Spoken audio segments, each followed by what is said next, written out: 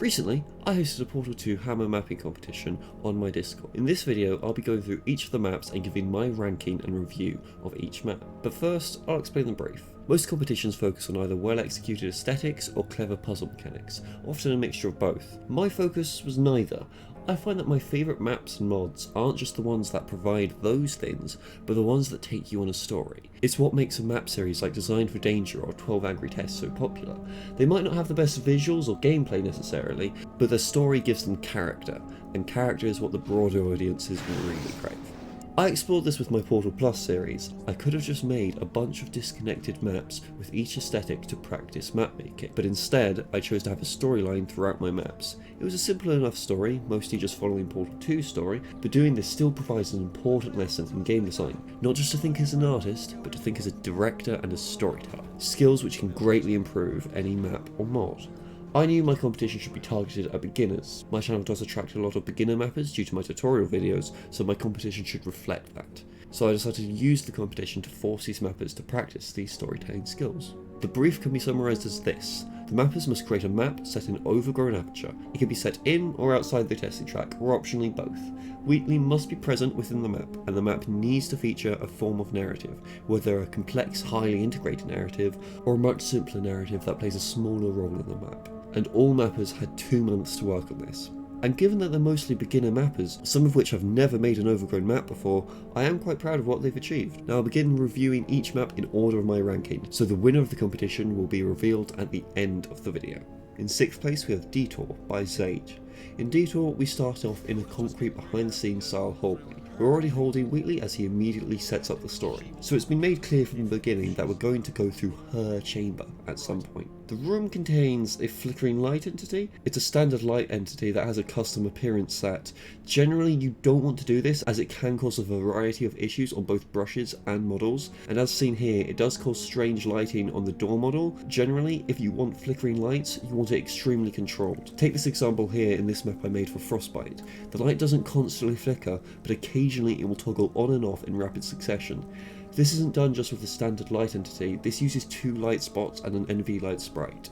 Light spots are generally better for this than generic light entities, as you can control where they hit. It's best not to have dynamic lights spread very far, as if they overlap with other dynamic lights, that can cause lighting issues on brushes. And a dynamic light hitting any prop dynamic at all is risky, as demonstrated in Detour's corridor. And returning to Wheatley's dialogue, some of the lines feel out of place. Take this line where he randomly yells at you. So that we can get at it. Okay, I'm about to start hacking! Having made several maps using Wheatley as a companion, I fully sympathise with the fact that finding dialogue to suit your needs is tedious, but you still have to be very careful with this. You need to consider the lines that fit your narrative not just in context of what they say, but how Wheatley says it. If you're in a small corridor holding Wheatley and there is zero tension, he should not randomly yell. This will confuse the player, taking away their investment in the narrative. But also with what Wheatley says, this very same line also implies Wheatley can't see the door, and mentions your side, which doesn't feel right given you are holding him and you both stand next to the door. And if you turn around in the hallway, you'll see that you're in a dead end. There is no other way into this room. So it's not actually a hallway, it's a glorified closet. Obviously, this isn't what the narrative is supposed to be, but the absence of an entrance creates a continuity error, which serves to unimmerse the player. When designing levels, you can't just have your map work from a gameplay perspective. It has to work from a narrative perspective too. Both are vital to immersing a player. Coming out, we enter this larger room filled with catwalks, where Wheatley clearly says that we can go anywhere. We can walk wherever we want. However, only one door opens up.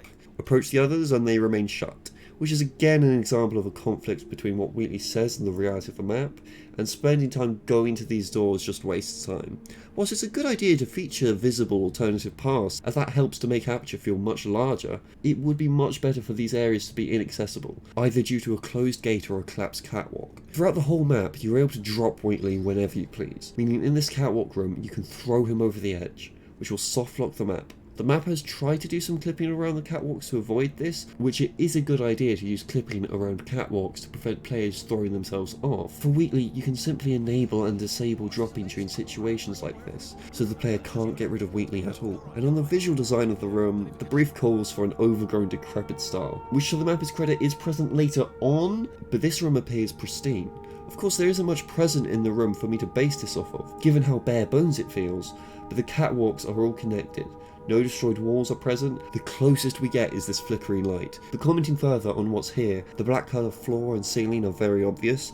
You need to make these further away or use darker lighting to hide the black textures. Overall, it feels too fake. I would encourage the mapper to play through Portal 2 and take a lot of notes on how Valve decorates their maps, how rooms always have more interesting shapes than just a box, and how the brush walls are layered behind overlays and props. How dramatic shadows from a light can make a map feel drastically more cinematic, and the ways you can convey that decaying theme, like an eerie soundscape featuring wind and the distant groans and clanging of metal, or feature elements like a deactivated vac tube that's clogged full of cubes and turrets. But moving forward to the door that opened up for us, we enter another concrete hallway.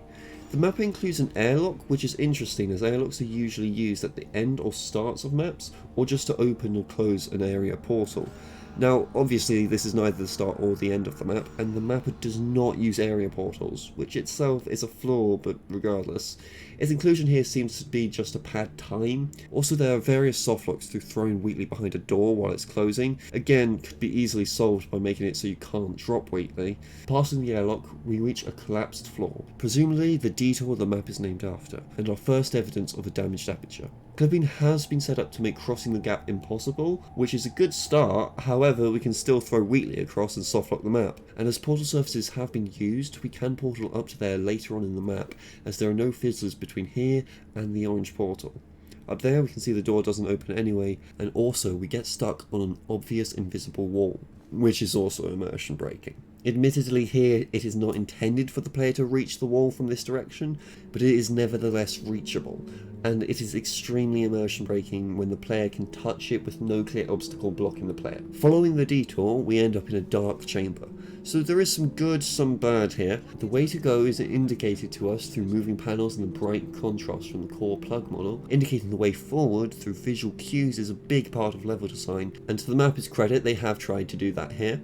But the darkness of the map does make it quite difficult to actually spot the panels, and I could understand someone using a darker monitor than mine really struggling to find the way to go. The map has added this flashing red light here, whilst this in combination with the dark chamber definitely does convey a more dying aperture feel. The visibility sacrifice is too much. Were this flashing light positioned to better cover the chamber, it could greatly improve things. A great technique for making dark areas more visible is a strong usage of fog, which whilst it won't brighten anything, it much better defines edges, allowing players to move through the environment in the dark. You could also feature lights with darker colours and lower brightnesses. This would keep the room dark but avoid sacrificing visibility. Another quirk with the lights here, even though the lights are meant to be off, we can still see all the light strips very clearly as if they were on. Whilst there aren't any deactivated light strip skins in the base game, you might be better off finding a custom model, or not using these strips at all, or potentially having them start disabled then enable them when the lights are on. Also, because drop still isn't disabled,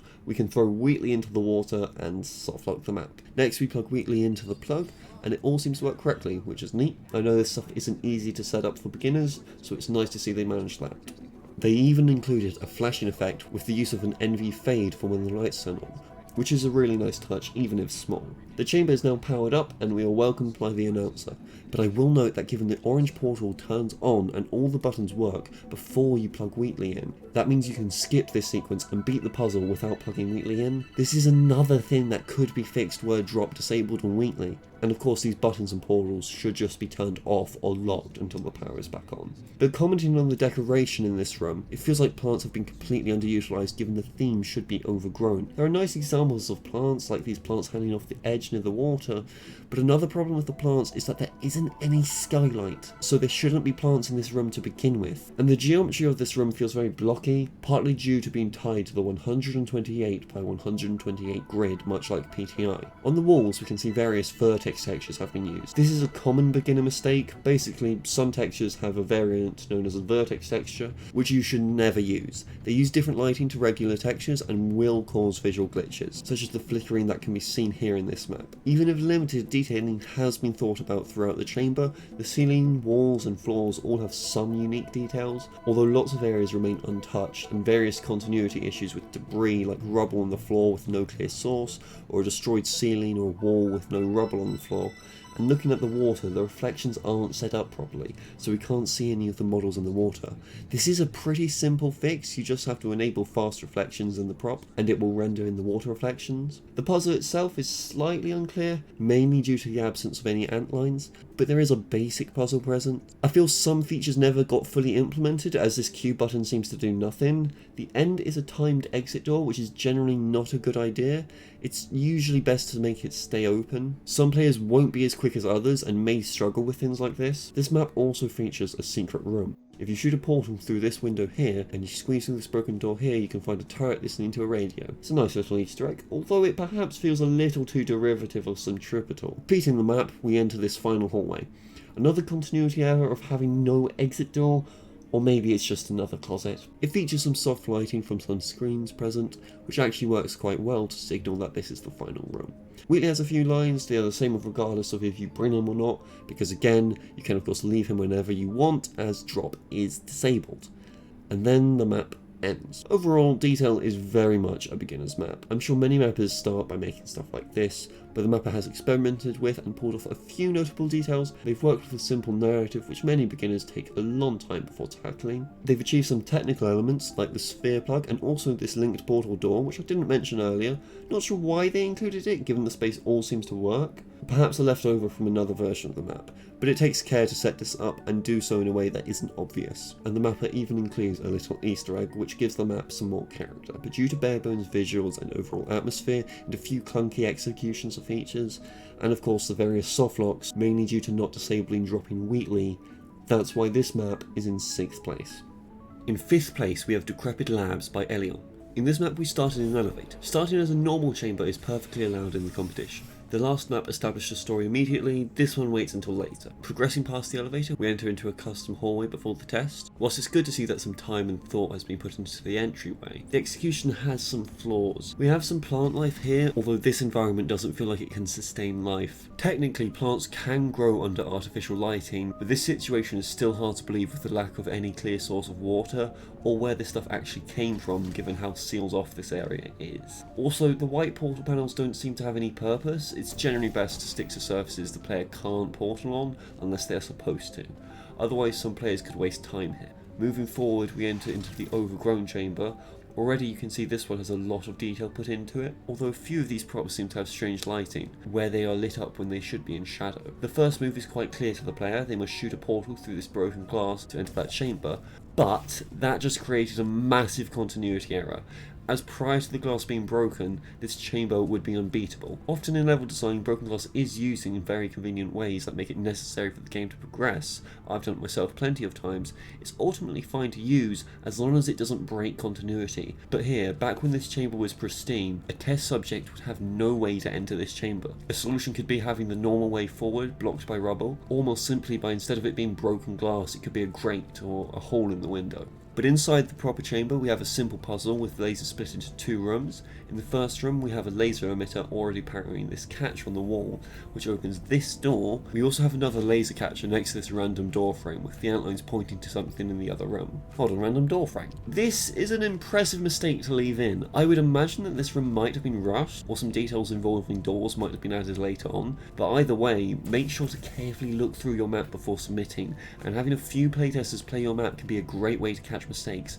We have a playtesting channel on the Discord. Some people in the competition used it, but most didn't, and it unfortunately shows in some of these maps that they weren't playtested. But carrying on with the map, in the other room we can get the reflection cube, and the cube dropper creates another continuity error by being behind a broken ceiling. After fetching the cube, the idea is that you keep a portal on both sides, then redirect the laser to the other catcher. The door on this side closes, but the exit door opens, and you must use portals to reach the other side. It's a simple puzzle for an early game difficulty, however in practice that isn't what happens, as the exit door doesn't close if you unpower the catcher, so you can power the catcher, unpower it, then walk to the exit and skip a part of the puzzle. Again, another thing that playtesting would have helped spot.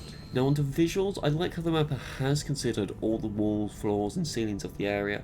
The test chamber has some nice lighting, and I like how the darker areas aren't just black but have this greenish hue to them, and the main area lit by the sun feels much more yellowish. It could be refined further. I feel some areas have some odd shadows in the main section, and it looks like some white or very close to white lights have been used slightly. and the projected texture used to achieve the lights and shadows on the walls. Whilst it works well there, the projected texture hasn't been extended to cover the floor, meaning the floor misses out on these nice shadows and lighting. And also throughout the map there are various sea fighting issues. The tile destruction done here is very unconventional. The mapper has used much thicker tiles than usual, when they are meant to be only 1 or 2 units thick. And it seems the mapper used free move for moving the tiles, which is not something you want to do. Especially when aligning them with the square beam model, you will need to use grid-based movement. And for brushes in general, you want to avoid breaking from the grid. On the floor we can see some water beneath the grates, which is a nice touch, and they have set up their reflections correctly, and this is actually the only map in the entire competition to correctly set up their water reflections. So well done there. In several places in the test chamber there is this strange black overlay. I'm not sure if the mapper didn't correctly pack everything, or if it's supposed to look like that. It looks like it's supposed to be mould, but it's been scaled way too large and looks very low resolution here. Also, the mapper has used wall textures for the floor. This is present throughout the whole chamber. There are specific black tile textures for the floor that you're supposed to use. For the ceiling we have a lot of foliage work, which I feel the mapper has done a nice job with overall. They mainly kept the plants to the sides of the chamber, which would be nice to see it throughout the middle too. Although I do question the usage of upside down plants, as it is quite clear that it's upside down as the leaves are handing the wrong direction. The actual decoration of the ceiling is also generally quite nice, although there are a few spots that have some overexposed lighting from the projector texture, so tweaking the settings and positioning would probably be worth it. Now before I move on, there is something off about the ceiling. Can you see it? This piece of ceiling here looks slightly out of place, because it's a prefab. I do have more to say on the usage of prefabs, but I'll save that until the end of the video. I'll move on for now. For the outlines in this map, they aren't correctly aligned. They are supposed to be along the sides of the tiles, not centered on the middle of tiles, and these corner pieces don't take up any extra space. Doing it wrong genuinely does make setting up and aligning outlines harder, and very often can look worse. In the secondary room, there is a lit up observation room. It feels off as this observation room appears to be in pristine quality, which contrasts with the rest of the map. And if you look at it from this angle, you can see the nodule texture in there. Exiting the test chamber, we enter another hallway, where the door at the end is conveyed effectively to be broken thanks to the sparks, and the reroute is clear to see. Although the point of this BTS hallway is confusing to me, it feels like another continuity error as it goes nowhere. Maybe it's another closet. I'm thankful they didn't use the flickering custom appearance on the light entity, although I would still say that the frequency it flickers is still a bit fast. Although I can see they've used a randomized timer for this, which is a good usage of it. Now we enter into this office area, and the story properly starts, with Wheatley coming in and yelling at us. It's implied we've already met him, and we're working with him to escape Aperture like in Chapter 1 of Portal 2. Unfortunately, you are able to walk past Wheatley without noticing him at all, and as I mentioned in the last map, Wheatley randomly yelling feels jarring to the player. This office feels quite cramped, especially this area near the door that's very tight to get through. You should generally try to consider how a room could have been used back when it was active, so whilst this direction is unimportant to the player, the spacing does matter for world building. And finally, some of the lights don't seem to be emitting light despite having the same activated skin as the others. Continuing forward, we enter a larger BTS area, which unfortunately the mapper has used an incorrect texture in the area above, causing this very obvious light flickering. Putting that aside, this area does do a nice job at showing a dark and deactivated aperture, although I would say it's not too detailed and the geometry does feel quite blocky. Although they have used a displacement on the floor, which is a nice touch. Next we have this office area here, which has an entire broken window as a wall. I think it feels odd, especially on the door area. Would probably work better to have at least have a broken door here instead of broken glass. I will say that it's nice that they tried doing multiple variations of an office environment, rather than just the one we saw first. Whilst the gameplay is fairly standard, at least the environment changes a bunch throughout the end, even if it's a bit under-detailed. The presence of this chamber-style portal panel is very unclear. It feels too video gamey, where it's literally just there for the player rather than a natural part of the environment. A concrete wall would make much more sense. Or perhaps if you set up the office to be doing some sort of test that required a portable panel. The announcement sequence feels like it was going somewhere, but it doesn't seem to be addressed at all in universe. I take it was included to give time for Wheatley to travel, but its addition hasn't created any urgency in Wheatley. This would have been a good time to use some of those yelling lines. In this next office area, we can see some more of those broken textures, more obvious than the last, and the shadows feel odd here, too blocky and undefined. You're also able to walk past Wheatley without going through a sequence, and he'll start triggering the lines as if he's with you. Wheatley does his drop off the rail thing, but he says he'll go off the rail on 3. It would be strange enough if he came off on 1, but he counts 1, 2, 1 before he falls. The destruction in this area feels very blocky, and also there's no rubble on the floor when there clearly should be. And now you can pick up Wheatley, and guess what? Drop isn't disabled, so you can softlock the map by throwing Wheatley on the ceiling. Or you can bring Wheatley back to the other areas because the doors don't close behind you either, and throw Wheatley into the pit, again softlocking the map. Finally, you have a little sequence involving a sphere plug and some self-repairing panels, which are harder things for beginner mappers to do, so good job. Although you are able to trap yourself inside the panels and softlock the map. And at the end, this door opens and through there the map ends. Also, the fog the mapper used was either very transparent or very far away. I would suggest using stronger fog, especially for the test chamber, as that can greatly improve the quality of a map. And if you want further fog for the BTS areas, you can use fog volumes which let you use different fogs in the same map. Overall, the main test is clearly the most polished area. I would imagine that had the greatest amount of time put into it. Perhaps if the mapper had more time, they would have given the same treatment to the rest of the map, which I felt really fell behind in quality. But the attention to detail within the chamber does still show some promise. I would encourage the mapper to keep at it and maybe look into some examples of BTS focused maps for ideas on how to detail those sections further and make them flow better. This map could have benefited from a longer and more involved story, and what is there feels very bare bones. In conclusion, all this lands Decrepit Labs in 5th place. In 4th place, we have Future Reflector by Ariana. Future Reflector starts us in a factory-style corridor. The door opens and we're greeted with a larger vista. An impressive environment is a good way to quickly hook the player. We see some dynamic elements further away to draw interest in that direction, and there is a good usage of fog here too, obscuring the more distant parts of the environment so you don't quite see where it ends. We also have some nice lighting examples, such as how the light comes in at an angle, lighting the top of a wall but leaving another wall in shadow. We start off the story immediately with Wheatley arriving from the other side. We can infer that this is meant to be a point in the middle of chapter 1, when Wheatley has already been introduced to us and we're exploring Aperture with him. Although there are a few quirks here. Firstly, we can briefly see Wheatley clip through this pillar when he enters the room, and the pitch rotation on Wheatley isn't fixed, so when he goes down a rail he moves at this angle, which isn't how rails like this are supposed to work. He should always be directly below it. And finally, if you look where Wheatley came from, you can see that it is a dead end, which is a continuity error as Wheatley clearly was supposed to have just come from this direction. You're also able to jump off these rails and softlock yourself by jumping in various locations. Interestingly, there is a kill trigger down here, so the mapper knew the player could get out of the walkway, but clipping hasn't been put up to prevent all the softlocks achievable by jumping off the catwalk. We can also see some Z fighting on the catwalk immediately outside the start, and for another softlock, this map uses portable panels in the starting corridor, but there is no fizzler between there and the next portable wall, allowing you to portal back to the start and softlock yourself. But quickly on the topic of portals, we can see that this map uses custom coloured portals.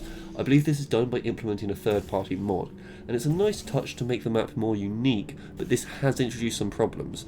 Now I don't know what's at fault of the mapper's implementation, or if these are problems with the mod itself, but either way they are problems. The first thing it does is disable the portal UI, which I imagine is because the colours are no longer blue and orange like they are in the UI. Disabling the UI like this is problematic because it both may feel slightly jarring to a player to be holding a portal gun but missing the UI, also because the UI genuinely serves a purpose in knowing which portals are down, and for when you've had a portal fizzled. And the second problem is that the colours on the portal gun and the particles it fires are unchanged, so then it creates the problem of mismatched colours, which means there was no reason to hide the UI if you're going to keep these colours anyway. Personally, I've never used custom portals myself, so I can't really comment on it much here, but that's just what I noticed. More on the visuals of the first room. Generally the decoration is pretty minimal and a lot of the geometry feels very blocky, although they have included a small turret factory section, which is a nice touch and has been set up correctly. Also making some good variation between all the boxes, making it more worthwhile to admire it. It shows a lot of detail and it's a nice addition. Similar with the vacuum, which is another good touch. There is a conveyor below the catwalk, but this one is a bit strange, as all the conveyors have a massive gap between them. It seems like the timing for the spawning was set up wrong. Also, the conveyors aren't actually transporting anything, which is disappointing. But issues with execution aside, there is one big problem that all these three dynamic elements create. This is supposed to be an overgrown dying aperture. These machines should not be active. They create a massive contrast to the main theme, and for me their presence made the rest of this map feel more like a reviving aperture than a dying one. Next, Wheatley begins to have a long speech where he talks about some bird, but there isn't any bird present, and he's also clearly faking the bird noises at the start. So it's really weird that Wheatley suddenly tries to trick you that he saw a bird. Whilst I appreciate trying to have character moments in the map, this execution feels clunky and I'm not entirely sure on the intent.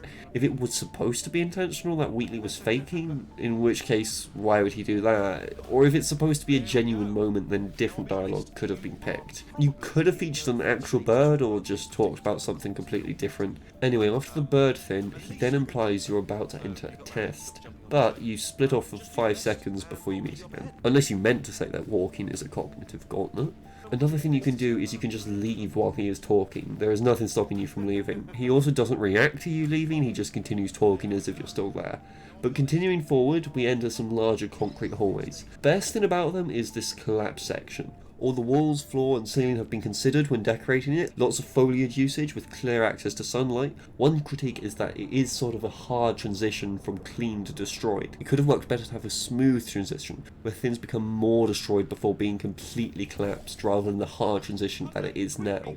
But throughout the corridors, the mapper understand that rubble on the floor means destroyed ceiling and vice versa, which is nice to see that it's been thought about. Although some problems with the halls is that they feature a lot of plants with no clear access to sunlight, and these ceiling lights present are nowhere near powerful enough to sustain life. There are a few signs here that are really hard to read as they blend in with the colour of the wall, and I personally feel that the lighting is too yellow. I would make them less saturated. And many of the lights don't actually feel aligned with the light models that should be emitting them. And the light models are all the skin for cold lighting instead of warm lighting, when they should be warm. I feel like the walls in these corridors are too clean. They could do with moss and stains on the walls and floors to better convey the overgrown aesthetic. I'd also use some of the dirt and concrete overlays on the floor where there is rubble, as currently it just feels like rubble is sitting on top of a clean floor.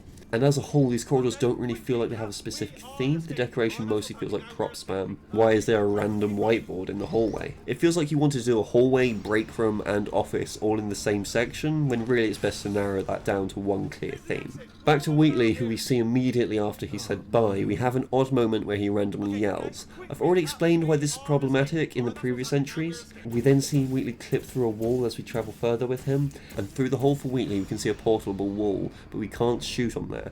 Not until Wheatley has gone through. Whilst it makes sense to try and block the player progressing without Wheatley, it's generally bad practice to feature portal panels that don't work, as this is breaking the main role of the portal gun. It would be better to either have a non-portable surface on the other side, or use a door for Wheatley, or have him go an entirely different room. And once in the room, it's implied that this door here is the exit door, but it's broken. It would be nice if there was a better visual indicator that it was broken, like sparks, or maybe it partially opened but couldn't fully open, or instead maybe it made some error sound.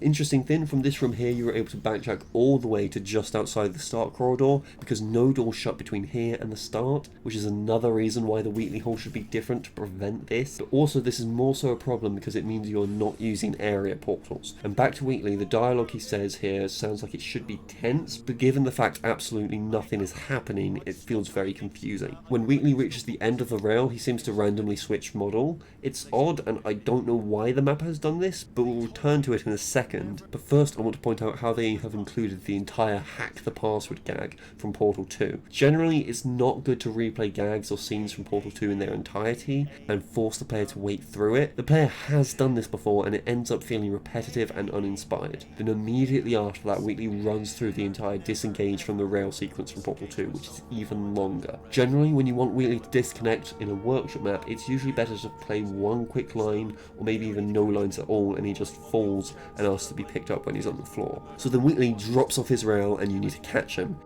If you do not catch him, he falls through the floor. Yes, if you do not catch him, he falls through the floor. I don't even know how the map has made this mistake. I would imagine something to do with collision not being enabled on Wheatley. Might have something to do with the fact Wheatley switches models before dropping off the rail, which is completely unnecessary. You can do the entire sequence with the same model. But then the more confusing thing is, once you've picked Wheatley up, he now has collision when you drop him again. Oh, and you can drop Wheatley, which means you could throw him above the ceiling, backtrack and throw him down at the conveyor and softlock the map. But back to the main thing, Wheatley has us insert him in a plug and we play the look away gag. It opened this secret panel, which opens at an odd angle, making it really tight to get through. It's also pretty unusual to use a concrete wall for this. It's usually a metal wall or some kind of frame texture, and regardless, that one arm does not feel strong enough to push all that wall. It's a nice job setting all this up from the plug to the arm opening, but the execution could use some work. In the secret area, you have to drop Wheatley in the vacuum to progress, but the trigger for it to close is based purely on Wheatley, not the player, so it's incredibly easy to get trapped in here. In this section, you can even get in the pipe and follow Wheatley, revealing a dead end and a nodule texture. Assuming you don't get trapped there forever, next you progress into this observation room. Spotting the broken glass, we can easily portal down there and enter the chamber. The decoration here is quite nice, all areas have been thought about, although I do see a lot of prefab usage here. The collapsed cube dropper is a very interesting and creative addition. It also adds a change to the puzzle's intended solution, given we no longer have access to a cube, but something else has broken, meaning we can still beat the test. The deactivated outline custom asset is a nice touch, and I appreciate how pressing the button just causes sparks. Clearly a bunch of thought and effort has went into this. There are also a few Z-fighting issues around the test chamber. We do have some antlines that have been swapped for wires. This generally shouldn't be done unless it's clear that the wire used to be inside a now destroyed wall or ceiling, but this wire looks like it's the intended path for the antline, which is never the case. To avoid the lake, it would be better to go around it. Overall, the puzzle makes a lot of use out of the laser cube and the laser, although the light bridge feels very underused, only being used once to cross a gap. The puzzle features the unique aspect of being a damaged puzzle, one that is still solvable through damaged means, so even though the cube is missing, the fizzler at the end has malfunctioned, allowing you to portal through the door and exit the test chamber. Whilst I appreciate the creativity with it, the puzzle solution ending as shooting through the exit door is bad practice and very unconventional. Players will be questioning whether they solved it correctly, so even though I can understand where you're coming from, it would be best to avoid this approach. Next we enter a larger area where the corridor has completely collapsed. There are some obvious green lights on the plants. If you want green lighting in this area, I would recommend pulling it away from the plants and lowering the brightness. The way to go from here took me a while to find. You have to shoot a portal behind this wall here. You generally want the way forward to be more readable than this. It can be frustrating for players to wander around for a while not knowing what to do, but then discover they had to go to a very specific spot to shoot a portal. Progressing forward, we end up in a similar hallway section to what we had earlier. Whilst the portal does fizzle, we can just shoot another portal and use that to go back outside and softlock the game by shooting a portal. Or we could bring a chair with us and jump to new locations to softlock ourselves. This could be easily solved with a permanent fizzler by the door. The first area here is a bit unclear which direction is the way to go. Going left reaches a dead end, despite the door there seeming the exact same as the one that opens. Typically the area you can't see what's around the corner of when entering an area is the way to go, and the door you can see is often locked and needs to be opened or just broken. Neither of these have any indicator that they're any different, which will lead to the player checking both and finding one doesn't do anything. Generally, exploration should be rewarded. So even if it's not the way to go, you should usually have something there, some sort of Easter egg or unique visual. Whilst lots of ways to go does make the facility more believable and large, if it's not the right way to go, it should be sectioned off to the player with rubble or some other hazard. Often you can just use darkness to signal it's not the way to go. Progressing forward, we are met with a few more corridors, almost the same problem I just mentioned, although here, had the corridor at the end of the hall been the right way to go, the problem would be mostly resolved here. But as it is, until you check the hallways, they aren't clearly destroyed and blocked off. But these corridors do feature some nice destruction, still could benefit from overlays and a smoother transition, but it's still nice enough, and the mapper seems to have a stronger understanding of this sort of thing. And finally, we progress to the end of the map, and we're met with a corridor very reminiscent of the first. It's actually a nice touch to signal to the player that it's the end, creating a sort of cyclic design of the map. Overall, the map features a lot of ambitious elements, such as the factory bits, solving a broken test chamber, and plenty of exploration. The visuals are generally strong enough to convey the environment the mapper wants, although it could do with more polish. It is a little clunky at times with the execution of certain elements like the secret panel, and of course with the number of soft locks present. Anyway, with all that said, that's why Future Reflector is being placed in 4th place. In 3rd place, we have Wheatley Grown by Geo. Wheatley Grown starts off with a lift arriving into a destroyed lobby. We're immediately met with a nicely detailed collapsed area, instantly establishing the theme of the map as decrepit and overgrown. The destruction has clearly had a lot of thought and time put into it, from the curved ceiling, the destroyed walls, the rubble, the plants and the skylight, and it's also nice to see someone doing a take on the lobby aesthetic, as you don't see it too much in the workshop. Although this area does face some aesthetic inconsistency, or perhaps it may be slightly unfinished, but either way, whilst I'm a fan of the destruction, the rest of the area feels like a massive shift in the vibe. It feels odd and somewhat disappointing for the rest of the room to have so much more generic detailing, and it feels bland in comparison. And the concrete on top of the wood panels on the walls feels like a strange choice. The colour creates a strong contrast to the rest of the hallway, and the texture does not feel like it belongs with the other textures in the room. And another problem it adds is that it's portable. Whilst it doesn't break gameplay, it can serve as a distraction to the player. It would have worked much better if you just used the wallpaper pattern or more wood panels. And the lighting in this hallway is very white. It's generally best to avoid white lighting as it can look dull and doesn't really create much mood. Now this map does tend to use a lot of white lighting, so I'll try not to talk about it too much, but it is a more bland approach to lighting. And also with the lights, there are a few areas that are overexposed, which you want to avoid as it's distracting and unprofessional. With these lights, it would probably be better to use light spots, as when using light entities below the lamp, it's fairly obvious that the light isn't actually coming from the lamp, but using light spots would also solve the overexposure and look more believable. We also have a few light entities with custom flicker appearances. I've already explained why this should be avoided, but it's distracting and risks causing lighting issues if done too much. You're better off having a timer that triggers the flickering after at least a few seconds. And when using flickering, it's best to try and keep it to light spots, envy sprites, and projected textures rather than normal light entities. Moving forward, we end up in this dark catwalk area. There is an Easter egg on this wall here. The numbers correlate to positions in the alphabet, and it translates to Scasey. I'm not sure who Scasey is, but I hope they're glad they got featured in this map. But back to the map, unfortunately the water reflections have not been set up correctly, and no props reflect. And this is consistent for the rest of the map, but I won't mention it again. In this area, dark and light have been used to convey which way to go, so even though the player has free roam to go in either direction, the lighting does indicate which way is the right way to go. Although the fizzler over here does signal that this is a way to go, so it might be best to have the fizzler start off at this stage. Next, we enter an office area. This first one feels quite nice, showing off a decent amount of variety and detail, particularly a high attention to detail on the desks, although the second office is a bit more bland in my opinion. There are a few nitpicks I have with this area though. This wall has some destruction, but they've used tile-based destruction, which isn't meant for these types of walls, so here it does look quite unnatural. To convey damage to offices, it's generally best to use the wall desk models, broken windows, or the plaster damage overlays. These doors have some problems. When it's doing its opening and closing sequence, you can hear this random noise, which sounds like it's coming from somewhere else, of another thing closing. Also, these doors are visible on one side of the wall whenever the door opens. There are also a few spots with the sea fighting around the office. If you go into the second office, you can find this window into Wheatley conducting a test with Franken-turrets, recreating the moment at the start of Chapter 8. I feel this nicely introduces us to the twist that this is an overgrown map set with Wheatley in control, which is definitely a very creative approach to the brief.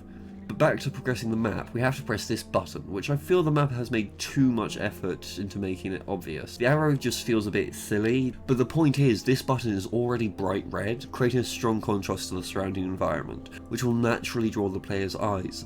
And also, in terms of continuity, it's not very realistic for random arrows to be drawn to the player. And also, at this time, it's not clear what the button does. Some wiring or sparking in the direction of the door would have helped. It's not tricky to find out what changed, but it's just not clear to the player when they press the button. Next, we're able to go back to the other area, and now power has been activated and we can go through to the first chamber. The first chamber is pretty detailed, lots of thought has been put into it, and there is some good variation. Basically, every direction has something interesting going on. It's a small detail, but I do actually quite like how in Wheatley's monitor you can see plants in the background. This chamber also features a vac tube. The destruction around the wall here is also a nice touch, and it feels a lot like the vac tubes are actually from Wheatley maps in Portal 2. All that said, there are a few problems with the chamber. Firstly, the cube doesn't respawn, and there is no button in the chamber to spawn the cube. There is a button present, but it seems to have malfunctioned. But because of having no respawning, we can throw the cube in the water or out of bounds and softlock the map. We're not able to see the sky here, even though the chamber feels lit like there should be a visible sky. Plus, all these lush green plants would need to have some sunlight. And I know it's not just night, as to the room to the side has this bright skylight. And again, they're using very white lighting, and it feels a little too bright in the test chamber. I think constant lighting was used, but there aren't many spots of darkness, and it almost feels like it uses full bright when looking at certain locations. The rest of my problems here are quite nitpicky, but it's best to avoid massively obscuring outlines with foliage like this, and this test features a camera. Cameras do not appear in Wheatley chambers, as the monitor serves as a replacement to cameras. I understand this isn't the main timeline portal 2, but even then the camera should have at least disabled, as Wheatley isn't using it. Overall, the actual puzzle in this test is dead simple, just drop the cube on the button. It at least makes use of a portal gun, but it has no difficulty at all. Thankfully, it's only the first puzzle. Exiting the puzzle, we enter this corridor with both an elevator and a collapsed wall. The elevator is effectively conveyed as being broken, showing the destroyed wall as the way to go. Although I feel it's a bit weird how it opens and closes very fast when you get close to it. It might have just been better to have the light briefly flicker instead. Next, we progress into a behind the scenes area, although I'm not sure what the purpose of this room was. Maybe it's another closet. Then we enter some concrete office halls, and I have to compliment the variation in environments here. The mapper has used quite a broad range, making each location feel fresh. We pass this door and it opens but only slightly. We can portal through it and get to the test chamber, or we can continue exploring. This is how optional exploration is meant to be done. We are clearly presented with a way to progress to the main test, but we have the option to explore. We can find this presentation room. It's fairly basic, but one notable thing I noticed is that this room isn't actually connected to this corridor. Instead, it's connected through a linked portal door, as were the room here normally, it wouldn't fit with another location the mapper has. This has been done quite well, and on my first play I didn't notice it at all. Looking at it further, some textures could have been aligned better, but for the most part it's done very well. If we turn left at the end of the corridor, we find this destroyed corridor behind a broken door, which I really like, and I feel it looks especially nice with all the shadows from the light from the sky. Turning right, we enter into a catwalk section that overlooks the chamber and goes through this destroyed environment, although it does slightly border on looking a bit like prop spam. Now, one problem I have with the observation area is that whilst it's a nice addition, it doesn't serve much purpose for the game. There's not even any proper Easter egg. Simply a few Ratman drawings or a radio playing music is enough to make the exploration feel worth it. So it's a shame we couldn't even get that. You should always put in effort to reward players for exploration. But onto the final chamber, the visuals here are again quite nice and varied. Again with all directions being considered, although some plants do feel a bit like a copy and paste, like this row of bushes here. It's a bit of a nitpick, but the observation room where you pick up the cube has no door, and the cube isn't a Franken turret, even though that was what was already established. I like how the puzzle gives multiple uses for the funnel and the cube, although the final move feels a bit unsatisfying. I think it would have been better if you'd somehow had to move the cube with the funnel as part of the final move. But it's a decent introduction level test. The final area involves a custom elevator, which I know is tricky to do, so nice job.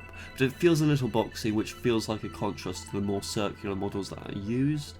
And I also have to point out how the water reflections still don't work, which is a massive shame, as this fan would have looked very cool in the reflection. The hanging arms for the screens and lights is a nice touch.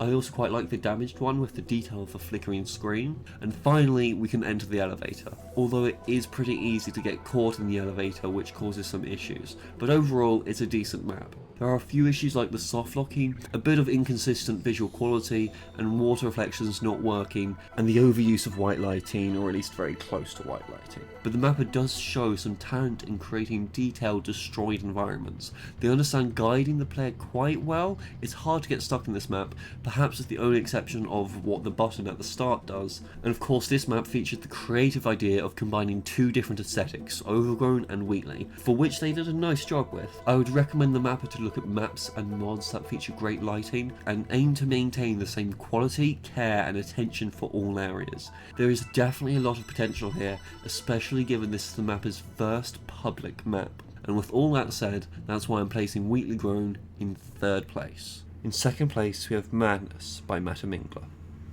In Madness, we start in an elevator, then we move forwards into a hallway, and the story starts. Wheatley is introduced through him calling out to us, asking if anyone's there. This works well, as he would have just heard the noise of the door opening, and it serves to direct the player in that direction. The hallway itself is pretty detailed with decent lighting. Whilst I do like that there's more interesting colours used in the lighting, it could be improved if a main colour was selected, as throughout this starting area we can see a constant clash between warm and cold lighting, with neither being the main here. The way forward is pretty clear, but the mapper has added an arrow anyway. Arrows should generally be avoided, especially when it doesn't make sense, which here it is a little confusing why this is here, and without it the map would function just fine. A critique on the hallway decoration would be that there isn't rubble or debris for the missing tiles, and I'll mention it once here, but again this map doesn't use area portals, despite some very big and detailed areas throughout the map.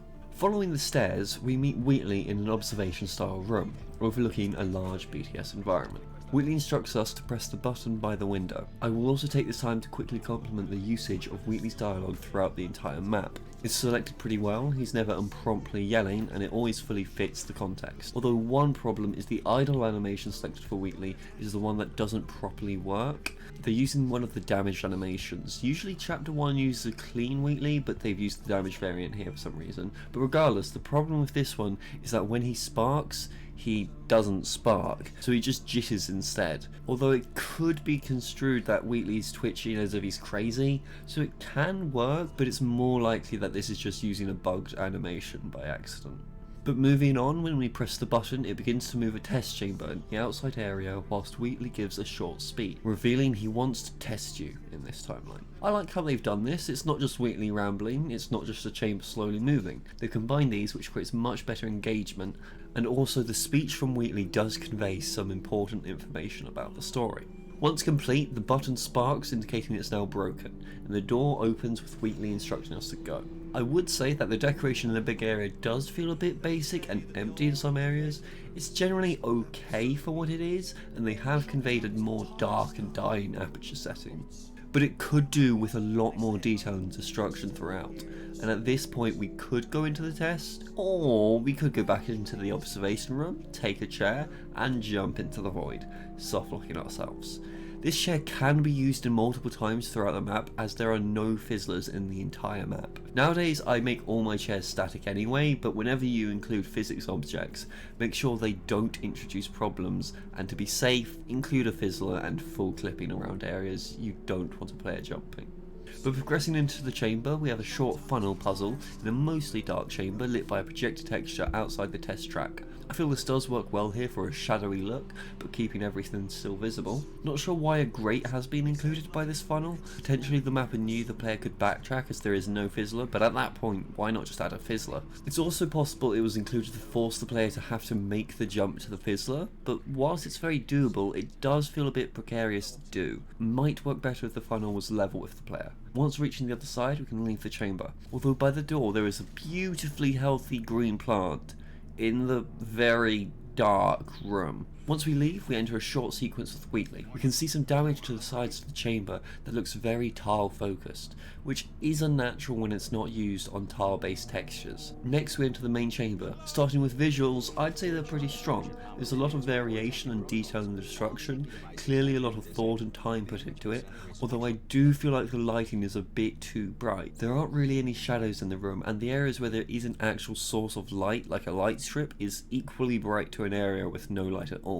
Also missed opportunity to fully utilise the projector texture here for the sunlight from the sky. I do believe one was used, but it's not bright enough against the lighting in the chamber to actually show. Also, fog isn't really present in the main chamber. I understand that the mapper wanted distant fog for the BTS area, but you could always use a fog volume within the chamber to use a separate fog here. Again, we have reflections that don't accurately work, and because we have multiple water brushes in one area, the reflections are extra bugged. There is this invisible wall that gets triggered after falling through this portal. It blocks this water and doesn't go away. It feels very wrong to have it, and it doesn't even seem that necessary. If you're concerned about falling in the water, surely more handrails would be the better choice. But focusing on the main puzzle, it's a strong but simple puzzle using 2 cubes and a funnel. with a few bits requiring actual thought and setup, like a move involving resetting a cube and pre-placing a cube on a portable platform. The main chamber also includes an observation room you can enter, which has some nice decoration, and I like the spark as you approach the door to signal that it's broken. And the hidden Ratman den with the radio is also a very nice touch, although the clock is hovering.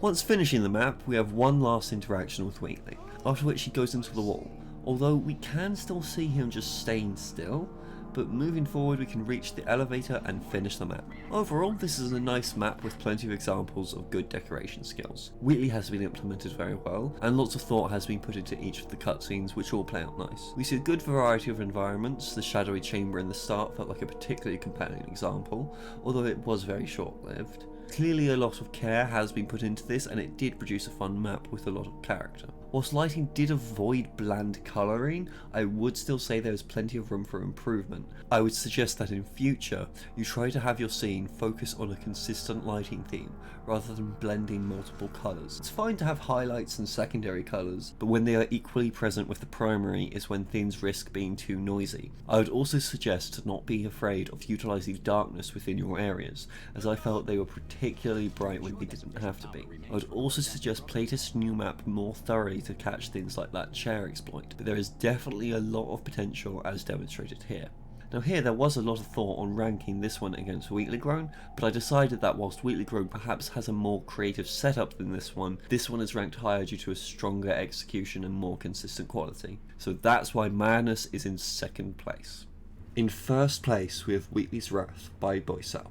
Wheatley's Wrath starts with a dark screen. We're introduced to the story through a few short sentences appearing on the screen. You woke up too late, you haven't met him, he is watching. I do quite like the fact the text only uses him rather than saying Wheatley. It makes it feel a lot more ominous, and it's a nice short setup for the map. It sets the mood without over-expositing. A bit of a nitpick, but I feel the text is a bit hard to read against the background, although I do know that sometimes text can be hard to work with, so it's potentially not the mapper's fault. Now upon fading in, we do see something that scared me quite a lot, but not in the way that a horror map should be scaring me. You see, the first minute or two is a copy and paste of Intro 3 from Portal 2. Whilst it has been modified a lot, at its core it is a copy and paste. I was not completely clear in my brief that this was off limits, so given all the original stuff that exists after this section, I won't be taking any action. It is a shame as the vast majority of the map is original and well made work. In future, for things like this, it would be much better to make a map inspired by the Portal 2 map rather than actually taking it, unless the brief specifically mentions to modify a Portal 2 map. But with that out of the way, we can progress normally. The map uses a nighttime setting which has been well implemented, and it's especially nice to see as it's very rare for maps to use night. The map makes good usage of sound and music. It always feels very appropriate and sets the eerie mood very well. I'll let you listen for a bit here.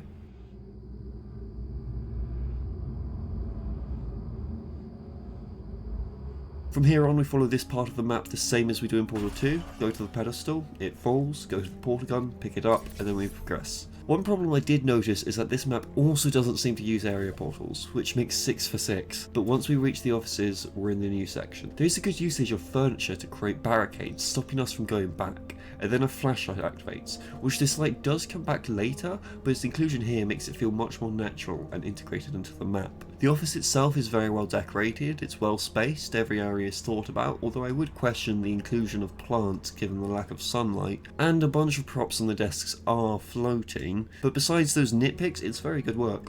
Moving through the offices, we can reach an observation room for the test chamber. Although it's not active immediately, we have to press a button to activate the elements inside. The visuals in the chamber are quite nice. Darkness has been fully taken advantage of, but plenty of areas of importance are still lit up well. The map makes a lot of use of custom models and textures, which have all been implemented appropriately. The lighting is quite well done too, also featuring several instances of envy sprites being used, although there is a minor problem of the tiles being very thick, which breaks Portal 2 convention as generally tiles are only 1 or 2 units thick. Whilst this is consistent within the chamber made for this map, the chamber present at the start uses the normal convention for tile thickness, meaning this map also breaks its own consistency, but this is very nitpicky. The reflections in the water are also not set up correctly. You can't see any props or the fizzler. Near the fizzler, some brushes have some weird lighting. This would be due to the light that toggles on and off. Best way to avoid this is to use sprites instead of lights, or use less toggleable lights if you're using multiple.